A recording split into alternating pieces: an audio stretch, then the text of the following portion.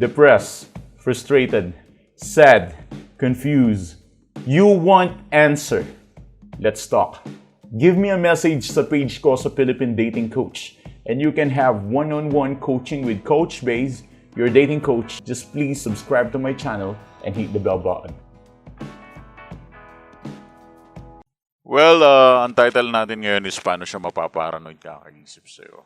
Talagang paranoid na kayo, no? Talagang kahit ano na lang papatulan nyo, malaman nyo lang ang katotohanan kung ano ang nangyayari sa ex nyo. That's worse. That's maybe the worst feeling that you could ever feel in your life. And that's the reason why you are being ruined. You are being kicked out. At lahat ng nararanasan mo yon, you think that you don't deserve the shit, but it's happening to you right now. Anyways, let us turn the table favorably on your side. Una sigurong hihilingin ko, wag mo nang matigas ang ulo. By this time, just listen to me, understand what I'm saying, and at the same time, ibaba ang emosyon, dagdagan ang utak. Ulitin ko, ibaba ang emosyon, dagdagan ang utak. Minsan kasi nagiging problem kaya hindi nagiging effective lahat ng pinapanood nyo sa YouTube at kahit nag one-on-one coaching na kayo sa akin, which is yun ang mas effective kapag one-on-one coaching kasi mas nare-recta ko kung ano talagang problema eh. Pero bakit kahit minsan yung mga nagwa one-on-one coaching sa akin, di sila nagiging effective? Wala, ayaw i-apply. Matigas ang ulo.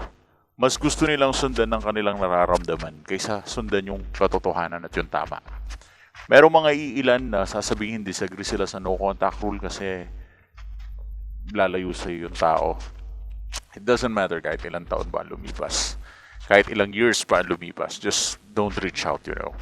Huwag mong gagawin yun lalo na. Lalo na kung hindi mo kasalanan ng hiwalayan. If the person na nagkasala sa'yo, siya yung gumawa ng breakup, ikaw ang may karapatan na gumamit ng no contact rule. Ngayon, kung gusto mo siyang bumalik, hayaan mo siyang gumawa ng paraan just to settle these things down towards you. Hayaan mong siya ang lumapit. Hayaan mong siya ang makiusap. Hayaan mong siya ang gumawa ng paraan just to talk to you about that mistake na nangyari for the past few years or past relationship na nangyari sa inyo. Why don't you allow them to do that? Pero paano nila gagawin yun? Kung ikaw mismo, ikaw mismo ang initiator eh. Masyado mo kasing pinapakita na kailangan i-fix ang relationship. At sila ang sumira, pero ikaw pa rin ang mag-fix. Well, that shit is so unfair to you. And you will suffer for that. You will suffer the consequences of forcing the relationship to be fixed by being needy. So what are you going to do? You are going to, alam mo, lalapit ka, makikiusap ka, mamamanikluhod ka, trying to fix everything. Eh, kasalanan naman niya kung ba't kayo naghiwalay. But still, you're trying to fix everything. And that's the reason why you are so pathetic right now and you cannot leave what you need to leave. Well, all I can advise if you want na maparanoid sa yung ex mo, I think the first thing that you need to do is just to study. What does it mean when I say study? Pag-aralan mo. Ano ba ang dahilan kung ba't napaparanoid ka ngayon sa ex mo? Ano ba ang dahilan bakit para yatang ikaw ang humahabol at para yatang ikaw yung gumagawa ng paraan? What is the reason behind?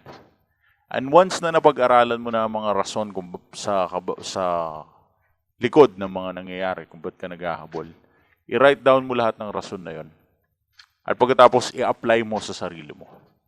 Kapag nakita mo yung mga rason kung bakit ka na-obsess, makikita mo lang na sobrang simple lang na mga rason kung bakit ka nagkakaganyan, bakit ka napaparanoid, bakit ka na-obsess kakaisip sa ex mo.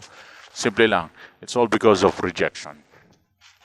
And once you realize that the rejection is everything, kaya ka napaparanoid, takot ka ma-reject, ayaw mo yung rejection, hindi mo matanggap, gusto mong i-fix ang relationship kasi gusto mo na i-fix yung rejection na nangyari sa'yo, na gusto mo maging accepted, gusto mo maging whole, gusto mo maging, oh shit. We're going through that. Ayun na naman, iikot na naman tayo sa punyemas na parallel universe of yourself. Hahanap ka ng acceptance para yung rejection is ma-heal. Kasi akala mo yung rejection wound, yung sugat na mula sa rejection, ay siya lang ang makakapag-heal. But no! Stop your delusional way of thinking. Instead of thinking na siya ang makakapag-fix ng mga delusions mo, why don't you think na ikaw lang mag-isa mo ang makaka-fix ng mga delusions mo? That's what you believe eh. Ikaw lang naniniwala dyan eh, pero hindi naman, hindi naman yan totoo, man. Hindi naman yan totoo, no? It's you, man. You are the one who made that up. Ikaw ang gumawa niyan. Ikaw ang lumikha niyan. Kaya, ikaw din ang makaka-fix niyan. Ikaw din ang makakaayos niyan. Do not think na mafi-fix ang rejection dahil lang magbabalik siya. But, think about inside. Hindi nanggagaling sa labas ang healing sa sarili. It's all from your mind. Manggagaling yan sa sarili mong ang utak. How will you accept things? How worse it is right now. You should learn how to accept things. But the point is, paano ba mapaparanoid ang ex mo?